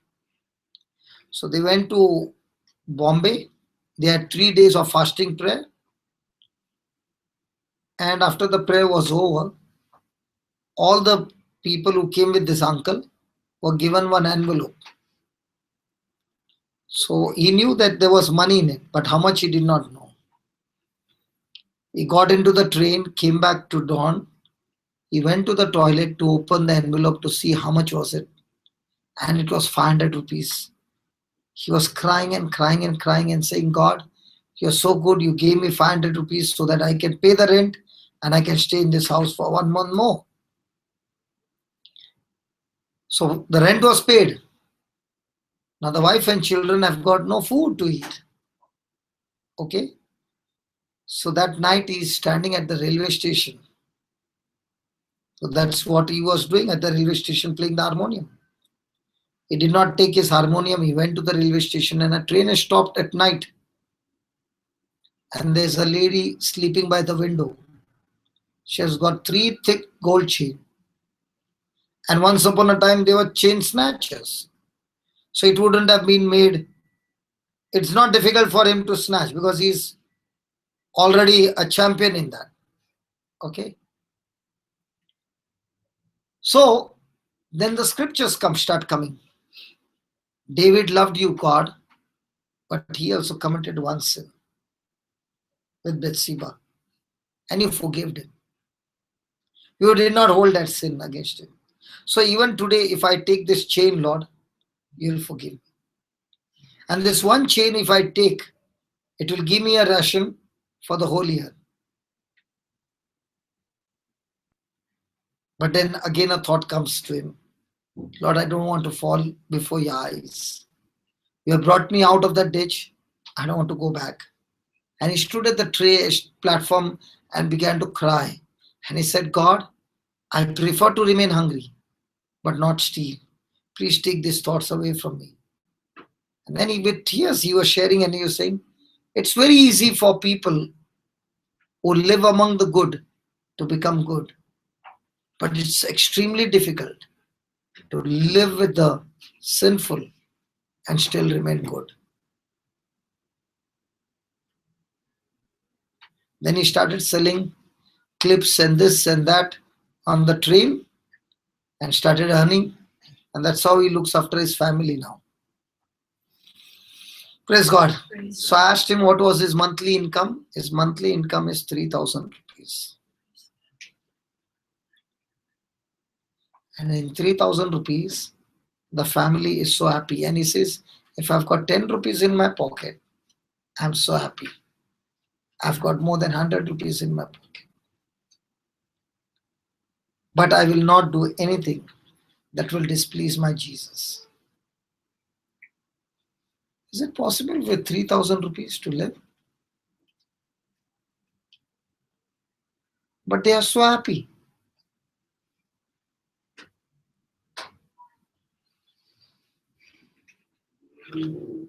I think you did not hear. They are not happy. So happy.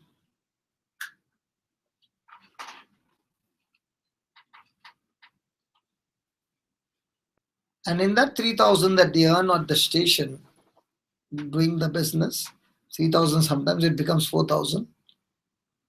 He also gets chance to share the word of God. And how did I meet him? He was doing his business when he saw somebody reading, having a Bible. So he asked him, can I get a small Bible? But I want the Old Testament and the New Testament in Hindi. So those group of people were going somewhere to preach in the train. So they asked him, why do you need a Bible? So that's the time he shared his testimony. So when he shared his testimony, one of the boys who is to be my student in Bombay, he took his number and he was constantly in touch with this boy. So one day when I went to Bombay, he said, you got to meet these people. And that's how he connected me to him.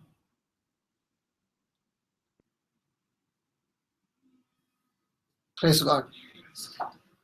And I believe very soon they will be working, instead of working in the train, they will be working on the streets, full-time ministers, winning Jesus for Christ. That's what I gave him the proposal, that you don't have to go to work and earn that 3,000 or 4,000. We'll give much more than that. You work for God. Every day, instead of going for work, you go to win souls for the kingdom. So praise God. Hallelujah. Thank you, Jesus. What's the time? 1 o'clock? Huh?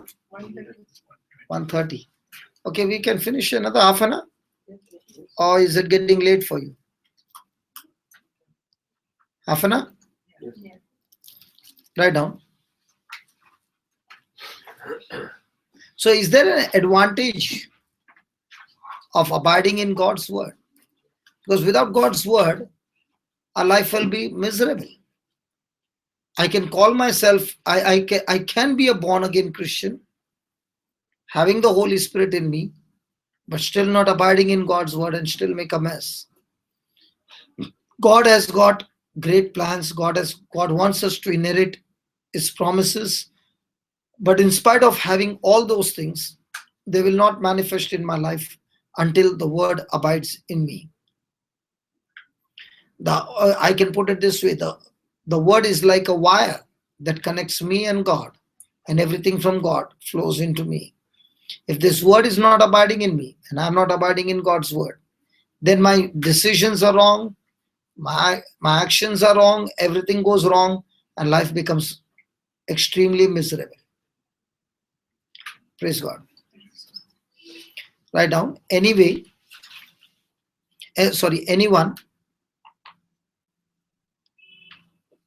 in Christ is a new creature in every way. Anyone in Christ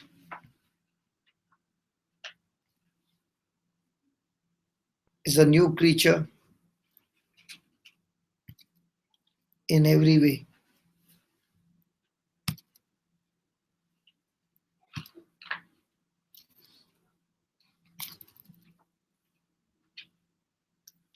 The old things are gone.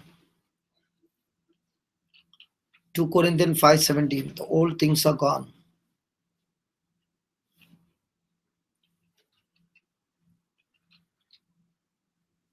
Although the external body perishes,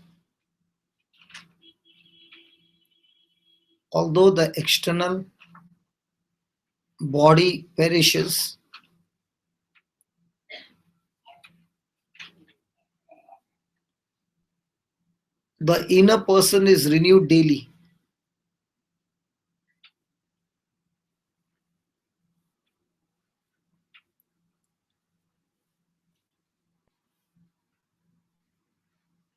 Knowing this gives us courage and strength.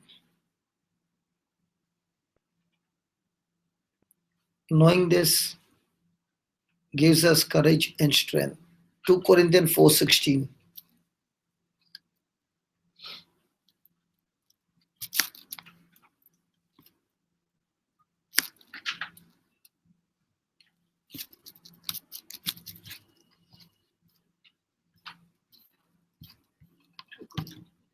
Four 16.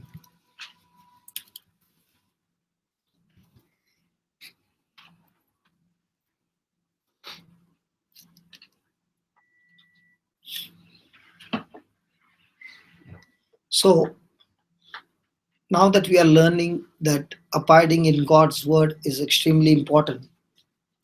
But why are people not abiding in God's word? Because they have not yet understood. And that's why you will find many people giving this excuse, I'm too busy, I have no time.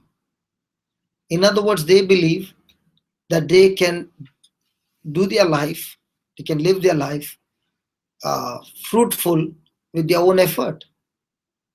And they try to do that. Okay, many a times we try to do that. So when we are living a life with our own willpower, with our own understanding, we find ourselves ending up in a mess.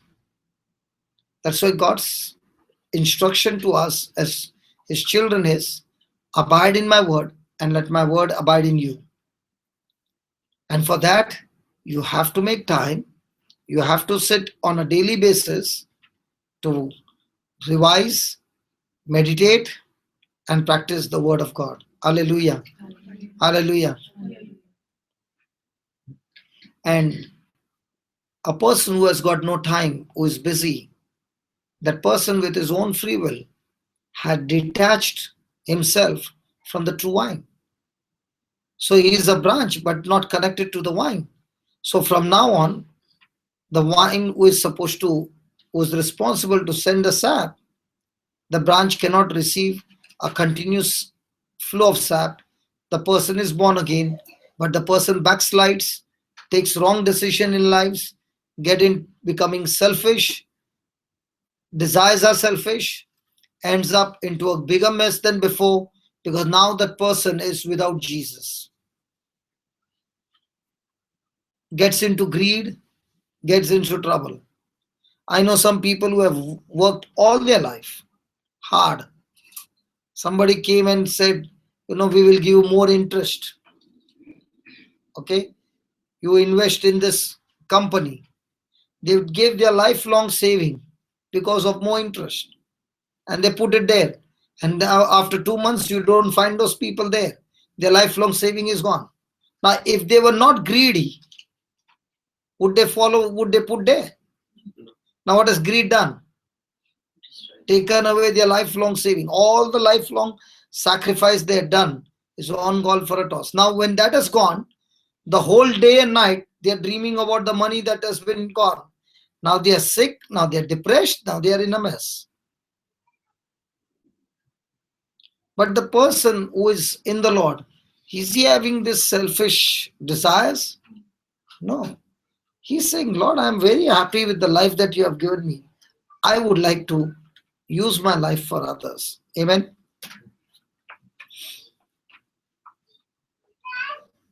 Praise God. Now, only people who understand that if I do not give time for the word, then I, with my own free will, have detached myself from the vine.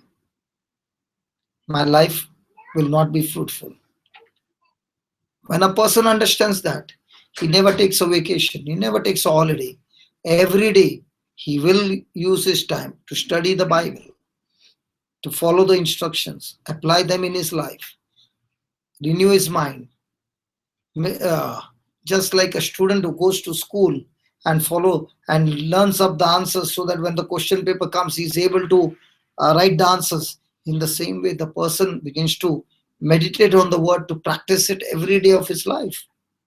So as he's doing that, he who was once upon a time detached from the vine has once again joined with the vine, and now life becomes beautiful. Praise God.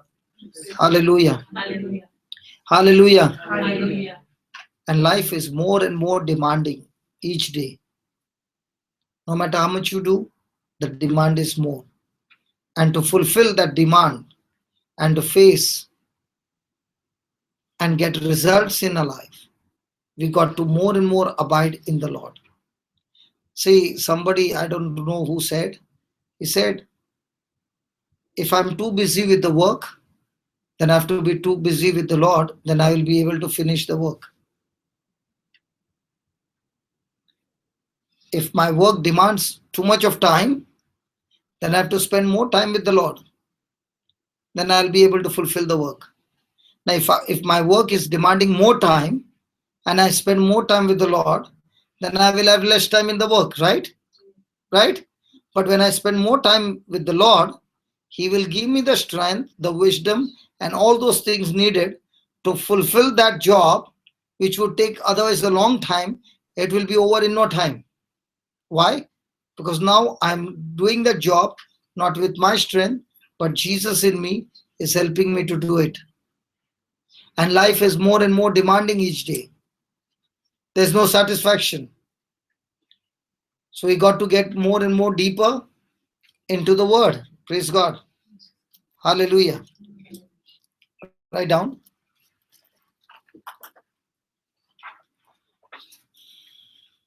Most Christians know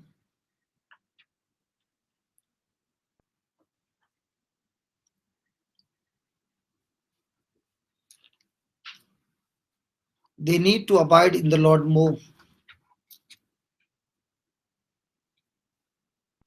They need to abide in the word of God more.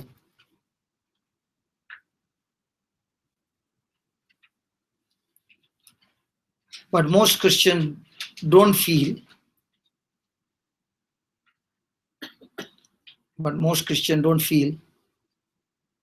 they have the time.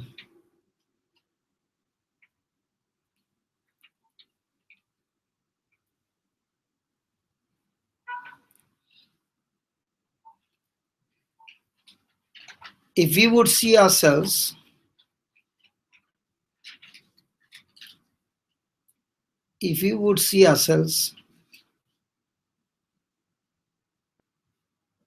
as worthless as a detached branch, as worthless, as worthless as a detached branch, as worthless as a detached branch without Jesus, without Jesus, if we would make the time, we would make the time.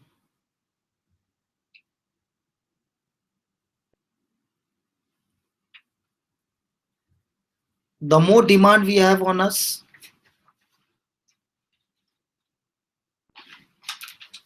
the more demand we have on us,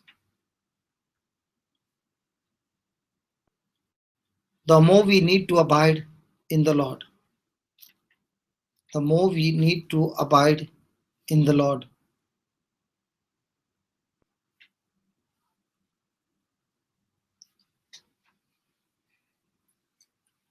Abiding in the Lord, abiding in the Lord certainly demands intimacy. Abiding in the Lord certainly demands intimacy, which cannot be achieved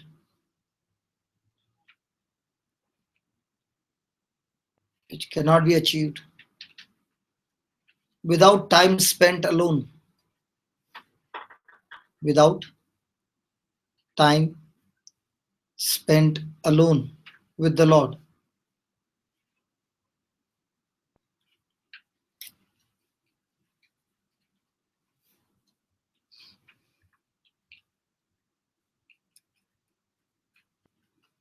We must also learn to be in communion we must also learn to be in communion with the Lord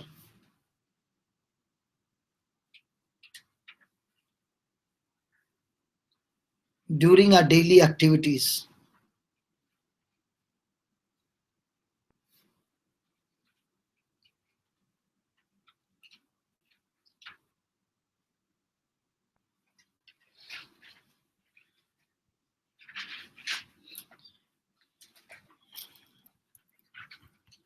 It is absolutely true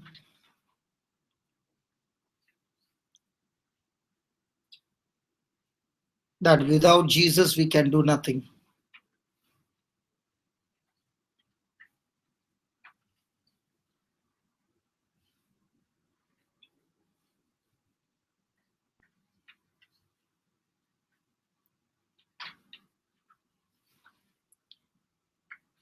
We need to recognize